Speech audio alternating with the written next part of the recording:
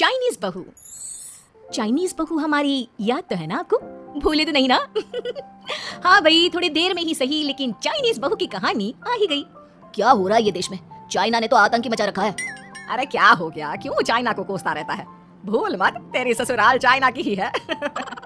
हाँ माँ, पर ये देखना, लड़ाई झगड़े, ये बीमारी, ऊपर से ये देश कितना चालाक है, अंदर न जाने क्या क्या करता रहता है। तभी अंदर से बहू की चिल्लाने की आवाज आती है। अरे क्या हो गया बहू, क्यों चिल्ला रही है? माँ जी, ये देखिए, ये रूस ने यूक्रेन की हालत क्या कर दी है। ऊपर से चाइना में दोबारा लॉकडाउन लग गया है। माँ जी, अब क्या किया जाए? अरे तो तुम लोगों को क्या परेशानी हो रही है, मैं तो यही नहीं समझ पा रही हूँ। वो क्या है ना माँ, हम लोग चाइना जाने की सोच रहे थे, सांगसू के भाई की शादी है। तो क्या? अरे कौन सा उन लोगों के यहाँ भाई घोड़ी चढ़ता है जो बहन काजल लगा कर नेक लगी? माँ जी, उसकी आंखें बहुत छोटी छोटी है, उसमें या तो पुतली रह सकती है या काजल। साले की पुतली निकाल कर काजल लगा दो, अंधा कहीं का। क्या क्या बोले तुम मेरे भाई के बारे में? अरे नहीं नहीं बहू, वो तो बोल रहा था कि तुझे नेक मिल जाएगा, बहन है ना तो इसकी। नहीं नहीं माँ जी, मैं सब समझती, ये मेरे भाई का मजाक बनाते रहते। कितना सीधा है मेरा भाई, बिल्कुल छिपकली जैसा। नहीं नहीं बहू, सीधा गाय जैसा होता है। सही पकड़े हैं माँ जी। हाँ, तो मेरे भाई की शादी है, मैं चाइना जरूर जाऊंगी। तभी एक पड़ोसन आ जाती है। अरे नहीं नहीं बहू, तू कहीं ना जा, हम लोगों का मन कैसे लगेगा तेरे बिना। ले बहू, तेरे भाई के लिए ये शॉल रख ले, हमारी तरफ से गिफ्ट कर देना। अरे सब कितने अच्छे हैं, मेरी चाइनीज बहू को कितने प्यार से तुम लोगों ने एक्सेप्ट कर लिया, सच में बड़ी भाग्यशाली हूँ मैं।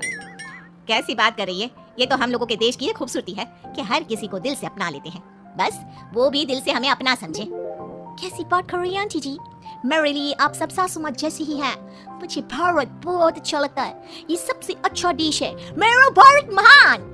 वैसे भी लड़की की शादी जहाँ होती है वो तो वहीं की हो जाती है ना। जीती रे बहू, सही बोल रही है, औरत तो होती ही पानी की तरह है, जो जहाँ जैसे रखे वैसे ही शेप ले लेती है। आंटी जी, ये थोड़ा सा ज्यादा हो गया, समझ नहीं आया। नो प्रॉब्लम, मैं चाय बना कर लाती हूँ।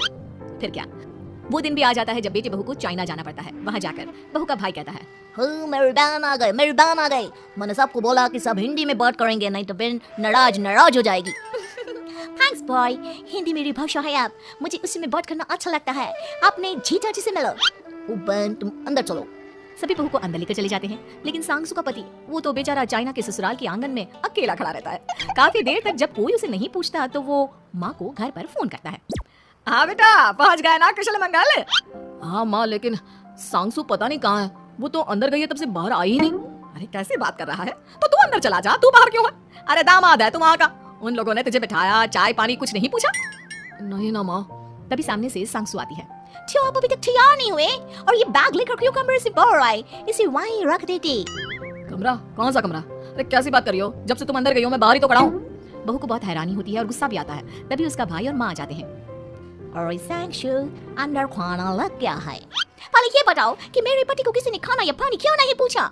वो भारत से ससुराल पहली बार आया है, वो भी मेरे कहने पर। उनकी इज्जत क्यों नहीं की? देख बेटी, तूने जबरदस्ती जिद में शादी की थी तो हम लोगों ने कर दी, लेकिन अब तुम ये सोचो, पूरी चाइना में मैं इस इंडियन को अपना दामाद बताऊं?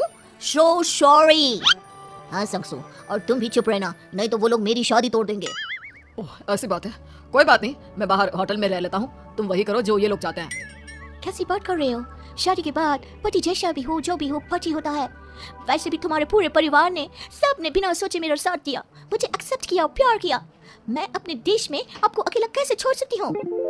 ये हिंदी फिल्म का ड्रामा बंद करो, मैं अब ये बर्दाश्त नहीं करूंगी। चुपचाप अंदर चलो, नहीं तो ये शादी वादी यहीं खत्म करके इसे अकेला ही इंडिया जाना पड़ेगा।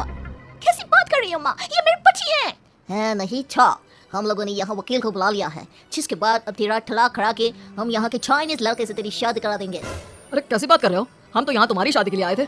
नहीं नहीं, मैं सांगसू के बिना नहीं रह सकता हूँ। हाई वोल्टेज ड्रामा होने के बाद से ही सारा माहौल खराब हो जाता है कि तभी एक लड़की आती है।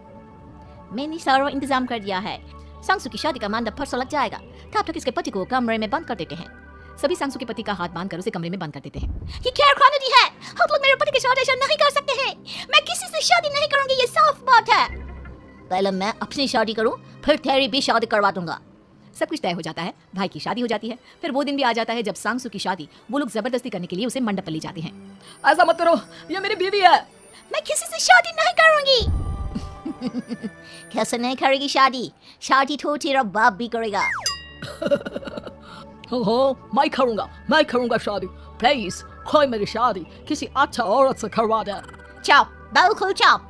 फिर माँ सांगसू और उसके पति से कहती है, तुम लोगों का बच्चा मेरे ख्याल में है। अगर तुम लोगों ने कोई भी होशियारी की तो मैं इस बच्चे को मार दूंगी। दोनों माँ का रूप देखकर हैरान हो जाते हैं। बच्चे की खातिर दोनों शांत हो जाते हैं और शादी की रस्में शुरू हो जाती है कि तभी सांगसू की सास पुलिस के साथ आ जाती है। माँ, ससुर माँ आ गई, मेरी माँ आ गई। माँ प्लीज हम लोगों को बचाकर वापस ले चलो। पुलिस सभी को गिरफ्तार कर लेती है। बेटी के बच्चे को मारने की धमकी तो कोई चुड़ैल ही दे सकती है। अरे तो ये चुड़ैल ही तो है। ये सही बोल रहे हैं, ये औरत किसी चुड़ैल से कम नहीं है।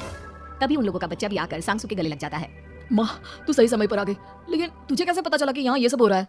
बेटा ये चाइनीज लोग ना होते ही धोखेबाज हैं। इन लोगों पर मुझे भरोसा नहीं था, इसलिए मैंने तेरे फोन को हमेशा के लिए मेरे फोन से अटैच कर दिया था, जिससे तेरे आसपास होने वाली सारी बात मैं सुनती रहूं। उस दिन भी मेरी तेरी बात हो रही थी तो तेरा फोन ऑन था, मैं सब समझ गई थी। मुझे माफ कर दो। नहीं, बिल्कुल नहीं। चलिए माँ जी, इंडिया वापस चलते हैं। आज के बाद मैं यहाँ कभी नहीं आऊंगी।